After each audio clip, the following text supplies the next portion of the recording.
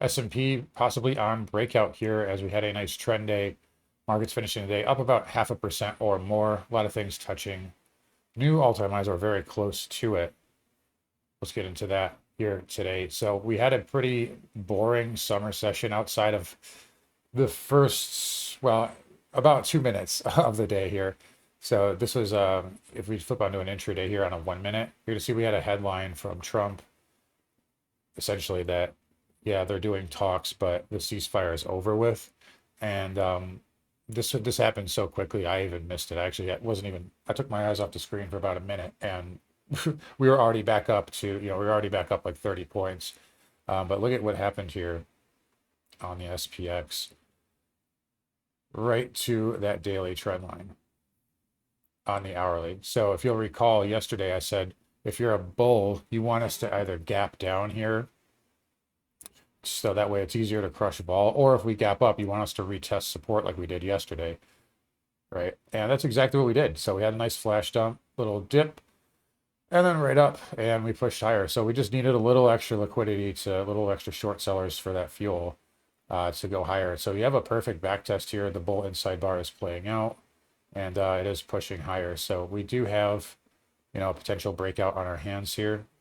We also have, looking ahead to Monday, again, keep in mind this can change, but 7,600 is gaining an interest there for Monday's expiry. So outside of any sort of shenanigans over the weekend, which I'm sure there's a high likelihood of shenanigans, the market's in pretty good shape here.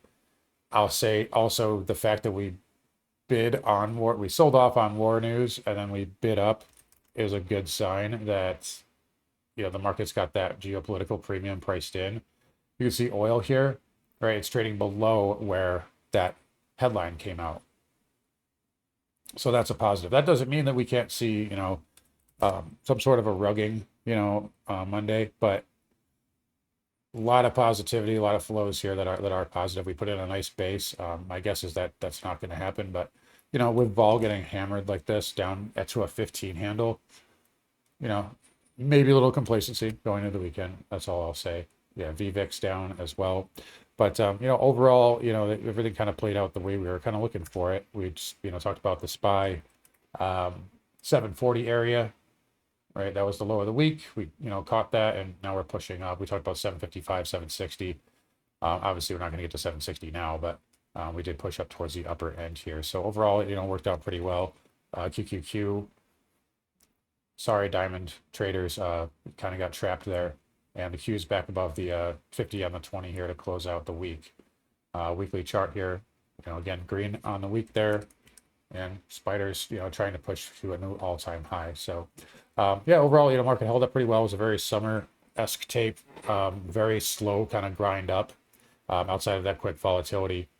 And we'd have earnings coming up next week. We'll see if that does move. We got PPI, CPI as well. So we'll see if that does move the tape a little bit. But right now, seeing kind of hedges decay, and that's helping out the market to push higher. We talked about Apple here. That was a little disappointing. I thought that Apple would be the catalyst, but looks like Apple might be the catalyst here. Let's see if they try to push it in the last 10 minutes to get that new all-time high for Apple there. But a lot of the gains today came from NVDA. So NVIDIA getting a nice bid. In the pre-market stream, we talked about 200 being supportive, and that pushed right through that. So pretty good price action here overall. Breadth was pretty good too, even though the Russell and the Dow were weak. Yeah, 353 advancers. So we'll see if 7,600 gets tested there going into next week. And, if you're long, just keep trailing out those positions. So we'll see what we get here. I'll keep it a little bit on the shorter side today. SMH here holding up pretty well. Cloud, a little bit of a dip there, but we kind of expected a little bit of consolidation this week. Mags also had a nice bid, gapping above the 50-day. Gapping above the 50-day there. Again, Apple, well, now Apple helping out, but NVIDIA doing a lot of that legwork. So the market held up pretty well. We had transports a little bit sideways. Nice move off of yesterday's, a little inside day off of yesterday's pop here. And then we also had Bitcoin. Watching this now for a possible inverse head and shoulder here. So this hammered on 64.5, didn't quite get through it. But it's still right there. We'll see if they try to push that up over the weekend. So a lot of things near close, closing in on these levels, and a lot of these dealer levels are hitting very nicely here.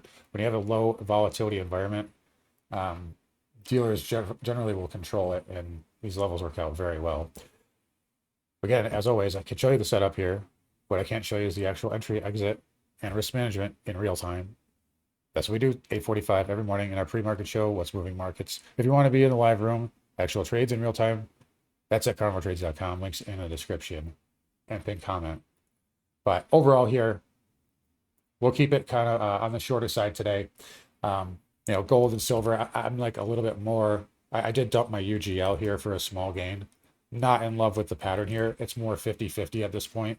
Yeah, you have like a little micro inside bull here, but it's below the 20. And the more this goes sideways here, the more this could just be a bear flag.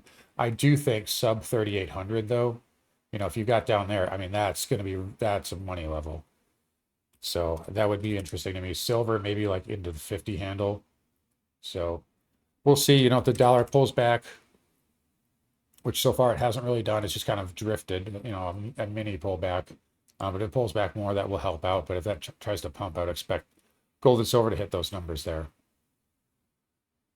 So we'll see what we get next week. Bank earnings kicking off on Tuesday. We'll talk about that more. We'll see what any geopolitical nonsense happens over the weekend. Oil did back down, like I said. 65 looks like it might get hit here soon, but I don't have a great setup on it currently at the moment. But we'll see what we get on Monday. You guys take care. Don't forget to come find me on carnivoretrades.com, and we'll see you guys all next week.